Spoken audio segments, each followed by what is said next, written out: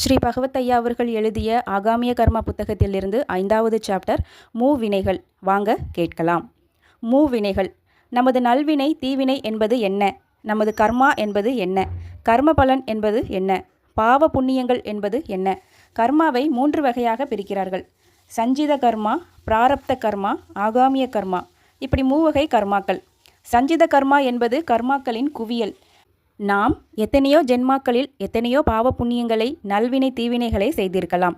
அவற்றின் ஒட்டுமொத்த தொகுப்பு தான் சஞ்சித கர்மா. நாம் நம்முடைய மொத்த பணத்தையும் வங்கியில் சேர்த்து வைத்துள்ளோம் என்றால் நம்முடைய சேமிப்பு கணக்கில் உள்ள மொத்த தொகைதான் சஞ்சித கர்மா. நாம் வங்கியில் பணத்தை சேமித்து வைத்திருக்கிறோம் என்றால் மொத்த பணத்தையும் ஒரே தடவையாக எடுத்து செலவு செய்து விடுவதில்லை. நமது தேவைக்கு மாத்திரம் கொஞ்சம் எடுத்துக்கொள்கிறோம். நாம் செலவுக்கு எடுத்துக்கொள்வது போக மீதி நமது கணக்கிலேயே இருக்கிறது. அப்படி நாம் இந்த பிறவியில் அனுபவிப்பதற்காக எடுத்துக்கொண்டு வரும் கர்மாதான் பிராரப்த கர்மா. மொத்த கர்மாவையும் நம்மால் ஒரே பிறவியில் அனுபவித்து தீர்த்திட முடியாது. ஆகவே கொஞ்ச கர்மாக்கள் மட்டுமே இந்த பிறவியில் அனுபவிப்பதற்காக ஒதுக்கப்பட்டுள்ளன. அப்படி இந்த பிறவிக்காக மட்டும் நாம் அனுபவிக்க எடுத்துக்கொண்டு வந்த கர்மாதான் பிராரப்த கர்மாவாகும். நாம் அனுபவிக்க எடுத்து வந்த கர்மா போக சஞ்சித கர்மா மேலும் கொஞ்சம் மீதியாகத்தான் இருக்கிறது. அது நமது கணக்கில் இனி வரும் பிறவிகளுக்காக வைக்கப்பட்டுள்ளது. சரி, பிராரப்த கர்மாவை நாம் எடுத்துக்கொண்டு வந்துவிட்டோம். அந்த பிராரப்தத்தை நாம் அனுபவித்து முடிக்கிறோம். நாம் செலவு செய்வதற்காக வங்கியிலிருந்து எடுத்த பணம்தான் பிராரப்த கர்மா என்று பார்த்தோம். அப்படி நாம் செலவு செய்வதற்காக எடுத்துக்கொண்டு வந்த பணத்தை செலவு செய்வதோடு நின்று விடாமல் ஒரு தொழிலில் முதலீடு செய்து விடுவதாக வைத்துக்கொள்வோம். இப்போது நாம் செய்த முதலீட்டின் காரணமாக உபரியாகவும் வருவாய் வந்து விடுகிறது. இப்படி நாம் பிராரப்த கர்மாவை அனுபவிக்கும் போது புதிதாகவும் நல்வினை மற்றும் தீவினைகளை செய்து விடுகிறோம். அதன் விளைவாக புதிதாகவும் கர்மவினை தோன்றிவிடுகின்றது. அப்படி புதிதாக தோற்றுவிக்கப்பட்ட கர்மாதான் ஆகாமிய கர்மா. ஆகாமிய கர்மா என்பது நம்மால் புதியதாக தோற்றுவிக்கப்பட்டது. சஞ்சித கர்மாவும் பிராரப்த கர்மாவும் பழவினை ஆகும். ஆகாமிய கர்மா மட்டுமே புது வினை ஆகும். அப்படி நாம் புதிதாக சேர்த்து கொண்ட ஆகாமிய கர்மாவை நாம் நமது சேமிப்பு கணக்கில் சேர்த்து விடுகிறோம்.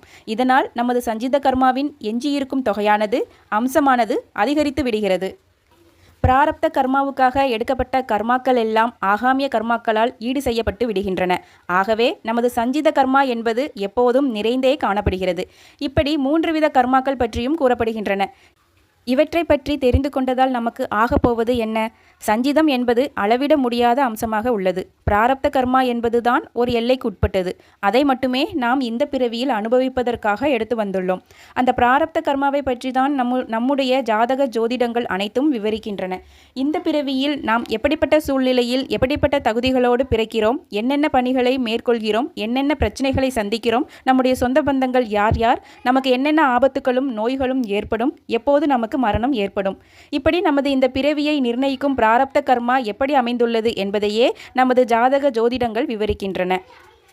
நம்மை முன்பின் அறியாதவர்கள் கூட தங்களுடைய ஜாதக ஜோதிட ஆற்றலால் நம்மை பற்றிய விவரங்களை தெளிவாக கூறிவிடுவார்கள். எவருக்கும் தெரியாத விவரத்தை கூட கூறிவிடுவார்கள். இது எப்படி சாத்தியம்? ஜாதக ஜோதிடங்களும் கூட ஒரு வகை கணிதத்தை அடிப்படையாக கொண்ட விஞ்ஞானமாகவே வளர்ந்துள்ளது. சிரமம் அதிகம் எடுத்துக்கொண்டு நல்ல முறையில் கணித்து பார்த்திடுவார்களே. ஆனால் நம்மை பற்றிய விவரங்கள் மிகவும் துல்லியமாகவே வந்துவிடுகின்றன.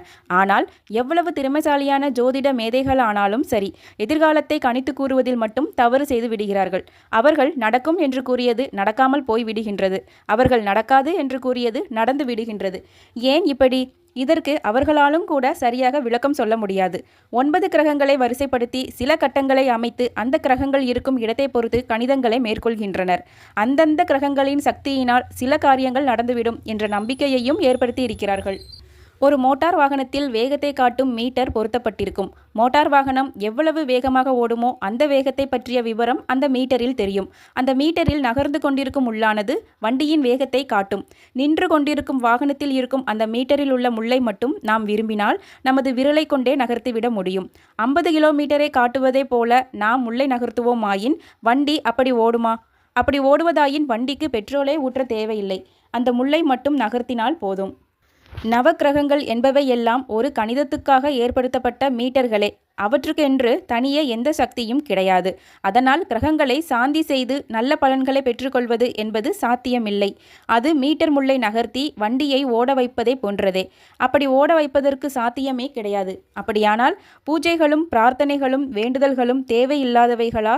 லட்சக்கணக்கில் செலவிட்டு யாகங்களையும் பூஜைகளையும் செய்வது தேவையில்லாதவைகளா? கிரகத்தை சாந்தி செய்து காரிய வெற்றியை அடைய முடியாதா? ஒரு வீட்டில் வீட்டு எஜமானி ஓர் அலுவலகத்தில் அதிகாரியாக வேலை பார்க்கிறார்.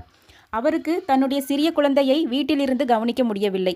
குழந்தையை கவனிப்பதற்காக ஆயா ஒருவர் நியமிக்கப்படுகிறார். குழந்தைக்கு வேண்டியதையெல்லாம் ஆயா கொடுக்கிறார். அவை எதுவும் ஆயாவுடைய சொந்த பொருட்கள் அல்ல. தாயார் கொடுக்க சொன்னதையே ஆயா கொடுக்கிறார். ஆயாவுக்கு தானாக முடிவு செய்யும் அதிகாரம் எதுவும் கிடையாது. இப்படி நவக்கிரகங்களையும் நிர்வகிக்கும் தெய்வங்களுக்கே வரமருளும் சக்தி உள்ளது. நவக்கிரகங்களுக்கு செய்யும் வழிபாடுகளும் பிரார்த்தனைகளும் அவற்றை நிர்வாகம் செய்யும் தெய்வங்களையே அடைகின்றன.